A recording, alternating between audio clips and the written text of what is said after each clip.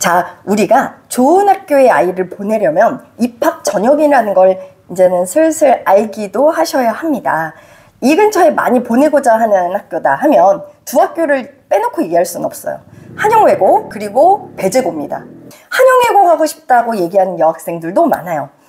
지금 중3 아이는 자기 한영외고를 너무 가고 싶은데 중2 때 국어를 B 받았대요. 그래서 저 한영외고 포기해야 될까 봐요 라고 얘기한 중3 여학생이 있어요. 그래서 제가 그 아이를 붙잡고 이게 얼마나 모르는 얘기예요.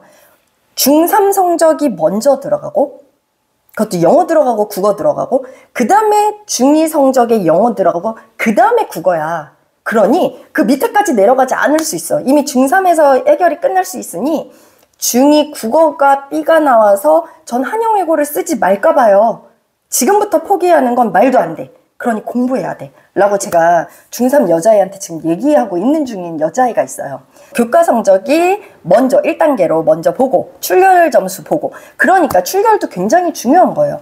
그 다음에 2단계에서 중요한 건 면접도 이제는 무조건 잘 봐야 되는 거고 이제 초등부는 안 하지만 중등부는 제가 하브르타를 시키잖아요. 하브르타는 정말로 짧게 보면 지금 당장에 가르치는 문법 내용, 독해 내용을 머릿속에 잘 남게 하려고 시키는 거지만 멀리 보면 우리 아이들 무조건 면접 볼 거거든요. 대학 가면 무조건 면접을 보고 고2 빠르면 고2에 면접을 보게 될 거니까 면접도 말할 줄 아는 아이가 모르는 사람 앞에서 말을 할 줄 아는 아이가 잘 볼 수밖에 없는 그런 구조니까 면접 연습을 미리미리 한다라고 생각하고 시키는 겁니다. 그래서 열심히 하라고 전 아이들한테 계속 얘기해요. 대충 하는 아이들이 있거든요. 그냥 시간만 때우려고. 그러지 말아라 라고 얘기하고 있어요. 남자아이들이라면 배재고 가고 싶다는 얘기를 정말 많이 해요. 자, 여기도 보시면 내신 성적 관계없이 정원의 1.5배수를 추첨으로 선발합니다. 그럼 어떻게 보면 운이네요. 네, 운으로 들어가기도 해요. 애들이 그런 얘기해요. 원장님 진짜 신기해요. 전교 20등 형은 떨어지고요. 우리 형은 붙었어요. 이런 얘기를 한단 말이에요. 그러니까 자기 형은 20등 안에는 못 들고 전교 20등 하는 형은 우리 형보다 더 잘하는 형인데 그 형은 떨어지고 우리 형은 붙었어요. 이제 이런 얘기를 하는가 봐요. 내신 성적에 상관없었다는 얘기기는 해요. 그런데도 불구하고 배재고가 입결이 좋은 이유는 서울대에 더 많이 붙은 이유는 아무래도 공부 잘하는 애들이 지원하기는 합니다. 관심 있는 애들이. 왜? 배재고가 좋은 대학을 많이 보내니까. 그래서 그런 애들이 지원을 하고요. 나는 공부에 관심이 없는 애들은 아무래도 지원을 덜 하기는 합니다. 그러니까 대학을 더 잘 가기도 하고 저는 가장 좋은 선생님은 늘 또래라고 생각하거든요. 나는 원래 공부 좀 안 하려고 그랬는데 옆에 있는 애들이 공부를 좀 해요. 그럼 우리 아이도 바뀌거든요. 저는 가서도 공부하는 그 역할을 한다고 생각해요. 그 환경이. 그리고 나서 2단계는 면접이에요. 그럼 말을 조리 있게 잘하는 것도 필요하고 머리에 든 거를 확인도 합니다. 배주고 갈 수 있으면 가야죠. 남자아이들은. 저는 그렇다고 생각해요. 정말 공부에 관심 없고 뜻이 없는 아이가 아니라면 갈 수 있으면 남자아이들 보내는 게 좋다고 생각합니다.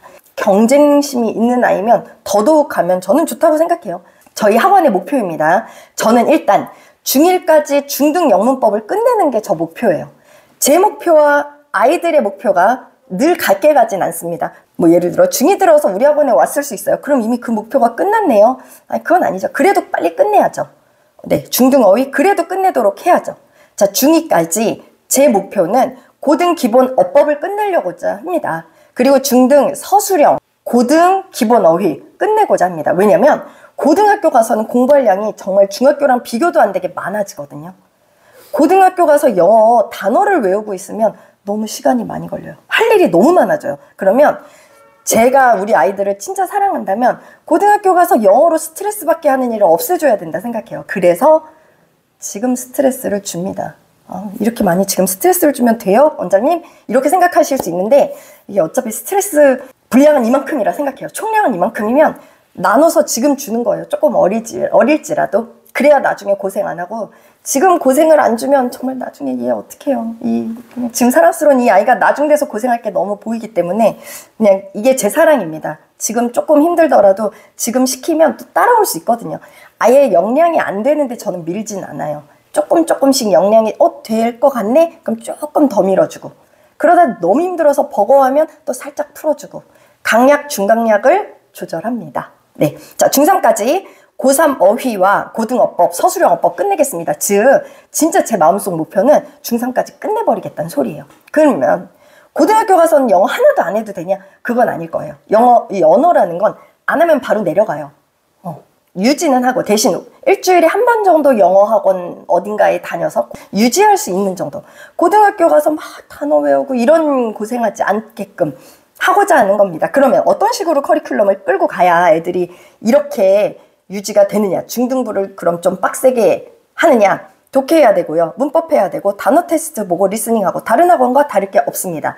추가되는 거라면 하브루타가 들어가죠. 독해와 문법에. 이마저도 중3 2학기 되면 조금 이 부분을 뺍니다. 하브루타 할 시간이 없는 거예요. 방대하게 문제를 좀 풀어야 돼서. 네. 리스닝도 봐가면서 리스닝 어느 정도 잘한다면 살짝 빼기도 합니다. 중2 때까지 막 시키고요. 중2 2학기, 중3 1학기 정도까지 시키고 얘가 리스닝 이제 좀 괜찮네. 왜냐면 리스닝이 그만큼 어렵지가 않아요. 수능에서. 그래서 뺍니다. 단어 테스트는 끝까지 해요. 왜냐면 단어가 흔들리면 영어가 잘 될 수가 없어요. 그래서 단어는 끝까지 끌고 갑니다. 그럼 저희 학원에 와서 중등부 어떻게 애들이 하느냐. 어머니 아이들 오면 독해 숙제 채점하고 오답하고 독해 하브루타를 준비하고 독해 하브루타를 먼저 합니다.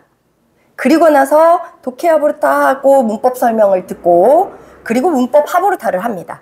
정리한 거 내용 암기하고 하브루타를 하죠. 문법 하고 나서 문법 채점하고 오답 배운 거 오답 정리하고 그 다음에 마지막에 단어 암기를 하고 시험 보고 그리고 집에 가는 겁니다. 지금 제가 간단히 얘기하지만 이렇게 하는 과정이 2시간 반에서 늦으면 3시간이 걸리는 프로세스입니다. 그러면 독해 숙제나 문법 숙제를 잘 해오지 않았으면 시간이 많이 걸리는 것이고 이 숙제를 집에서 완벽하게 해왔으면 2시간 이내에 끝내는 아이도 있어요. 끝내서 다음번에 해야 될 숙제를 미리 싹 다 하고 2시간 반 만에 가는 아이도 있어요. 그러니까 그거를 앞에서 끌고 가느냐 안 해와서 이 시간에 헐떡헐떡 하면서 하느냐 이 차이입니다. 내신 기간입니다. 지금 중학교 아이들 내신 한참 준비하고 있고 시험은 다음 주에 다 이제 하고 이제 시험 다음 주에 봅니다. 적중률 99%예요. 저희가 족보 문제. 작년에 봤던 시험 문제, 각 출판사별로 어떤 문제가 나오는지 문제를 다 뽑아서 아이들한테 주기 때문에 그리고 학원에서 내주는 예상 문제 뽑고 실제로 시험을 보면 아이들한테 시험지 가져와봐를 매년 합니다. 그래서 시험 문제를 대비를 해서 우리가 적중률이 몇 프로 나왔는지를 시험 끝나고도 계속 저희는 분석을 해요. 제가 분석이 가장 중요하다고 생각을 하는 사람이기 때문에 분석을 계속 합니다. 2024년 고덕중이 가장 많은 학생들을 우리 학원에 보내고 있기 때문에 기말 적중률이 99%였어요. 계획을 저희는 다 세워요. 선생님들이 세워서 이 계획에 맞게끔 가르치고 직전 보충해야죠. 지금 저희 직전 보충 표도 지금 밖에 나와 있는데 시험 전날은 무조건 부릅니다. 불러서 직전 보충 시키고 시험에 나올 예상 문제들 뽑아서 직전 보충은 문제를 계속 푸는 날입니다. 시험에 나올 만한 예상 문제를 저희가 다 지금 뽑아놓기도 하고 있거든요. 그래서 그걸 뽑아서 시험을 잘 봐야죠. 중간고사, 기말고사 일단 잘 봐야 되는 겁니다. 특목고를 가든 안 가든 우리 아이가 가든 안 가든 전원생 기말고사를 보기 전날 중간고사를 보기 전날 전원생은 무조건 나와야 되는 겁니다. 그냥 집에서 공부하지 말고 여기서 같이 하자 이런 의미입니다. 그래서 이렇게 같이 합숙하듯이 그냥 다 모여서 같이 공부합니다. 그 학교의 유형은 우리 선생님들도 알아야 되지만 학생들 알아야 됩니다. 그래야 아이들이 우리 학원을 계속 다니든 안 다니든 자기 학교 유형을 알아야 어쨌든 우리 학원에 다니든 안 다니든이지만 이 아이는 그 학교 시험은 계속 볼 거 아니에요. 그래서 그 학교 시험 유형을 학생이 파악하게끔 저희는 교육을 시킵니다. 지금 현재 중학교 유형들이 어떻게 가는지 제가 요 트렌드만 말씀을 드릴게요. 배제중이나 고덕중이나 잠심중 여기는 요즘의 시험 유형이 어떻게 가냐면 어법 문항이 어려워요. 어법 유형이 예전엔 조금 본문만 달달달달 외우면 시험을 잘 봤단 말이에요. 근데 요즘은 본문 달달달달달 외워서 시험 문제가 나오지 않기도 해요. 이번에 고덕중이 본문에서 그렇게 많이 안 나올 거예요. 아이들도 그 얘기를 하고 선생님들이 그런 말씀을 많이 흘렸대요. 본문만 가지고는 시험에 나오면 왜냐면 요즘은 다 영어 잘하거든요. 그러면 문법으로 들어가는 거예요. 근데 고등은 조금 또 달라요. 고등은 좀 더 리딩으로 가야 되고 그래서 중학교 때는 그냥 무조건 문법이에요. 그래서 문법을 잘 배워놔야 돼요. 그래서 제가 방학 때는 문법 특강을 제가 합니다. 원장이 직접 가르치는 특강으로. 저희 학원이 티칭식은 아니잖아요. 1대1로 가르치는 식이잖아요. 근데 방학에는 제가 직접 합니다. 그래도. 그래서 어법 문항을 비중 있게 하고, 어법이 어떻게 하면 킬러가 되냐면 정답 아닌 보기는 몇 개인가 이러면 진짜 그러면 어려워져요. 그럼 보기가 5개 중에 선생님 과연 몇 개인 거예요? 뭐 이런 식으로 나오거든요. 그럼 뭐가 뭔지 더 맞추기가 힘들어지는 게 고덕 중 마지막 문제, 킬러 문제죠. 마지막 문제 유형이에요. 즉 문법 진짜 잘하는 애만 뽑아내겠다는 소리예요. 이게 예전 시험 유형이에요. 서술형 문항 없지만, 서술형 문항 없으면 애들이 또 예! 막 이러더라고요. 그거 진짜 모르는 소리예요. 서술형 문항 없으면 어법이 더 어려워질 거라는 소리예요. 서술형 되게 중요해요. 이제 우리 여기 계신 어머니의 아이들은 서술형으로 뭔가 계속 해야 될 세대예요. 고등학교 가서도. 그래서 서술형을 모르는 건 진짜 큰일 날 일이라 서술형 해야 돼요. 자, 보세요. 명일중 아이 어머니 안 계시지만 외부 지문 출제라고 나옵니다. 이 말은 평소 독해 실력이 좋아야지. 이거 지금 내신 시험 얘기하는 거예요. 어때요? 약간 고등부 내신처럼 나오고 있죠. 이게 중학교에서 이러지 않았었거든요. 이거 고등부에서나 이러는 거, 고등학교나 이렇게 나오는 거였잖아요. 중학교에서 어디 외부 지문이 나왔었어요, 과거에. 안 그랬었는데 이제는 중학교도 외부 지문이 나오는 시대예요. 외부 지문으로 인해 변별력을 보겠다는 소리예요. 즉 슬픈 현실이긴 하지만 이게 그러면 명일중만 이러겠어요? 아니에요. 우리의 아이가 다니고 있는 중학교도 이렇게 변할 수 있는 거예요. 즉 평소 실력이 좋은 아이가 시험을 잘 볼 수밖에 없는 이런 시험 유형이네요. 그죠? 예전엔 내신이다 하면 본문만 달달달달 잘해온 애가 시험 잘 보는, 조금 여학생들이 유리한 시험이었다면 이젠 그렇지 않은 거예요. 평소 공부 잘하는 애가 내신 시험도 잘하는 그런 시대가 됐네요. 고등부처럼, 고등학교처럼, 중학교도. 자, 그래서 요즘은 본문 암기보다 더 중요한 게 뭘까요? 이미 계속 제가 답을 말했습니다. 문법 숙지. 중등부는 무조건 문법이에요. 그래서 하버드 브레인은 문법이 강한 학원으로 제가 맞춰서 갈 수밖에 없어요. 그래야 아이를 잘 키우는 학원이에요. 저는 어쨌든 도움이 많이 되는 학원으로 하고자 하는 거기 때문에. 자, 본문 암기는 해야 되는데 그건 기본값이고요. 그 시간에 문법도 확실히 해야 하자는 게 핵심입니다. 사실 문법을 정확히 숙지하면 본문 해석이 가능하고요. 본문 이해가 가능하고. 이걸 이 짧은 기간에 다 할 수는 없어요. 그러면 진짜 이건 논란이 많을 수도 있는 얘기지만 선행이 좀 되어 있는 아이가 잘할 수밖에 없겠죠. 그렇죠? 그래서 약간의 선행이 필요는 합니다. 시험 기간, 그 짧은 기간에 그냥 이번 고덕 중 볼까요?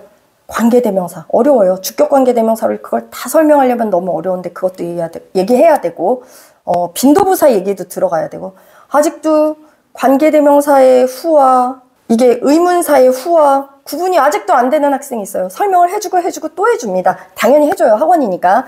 그런데 이게 아직도 헷갈리면 시험에서 진짜 고득점하기는 쉽지 않을 수도 있긴 합니다.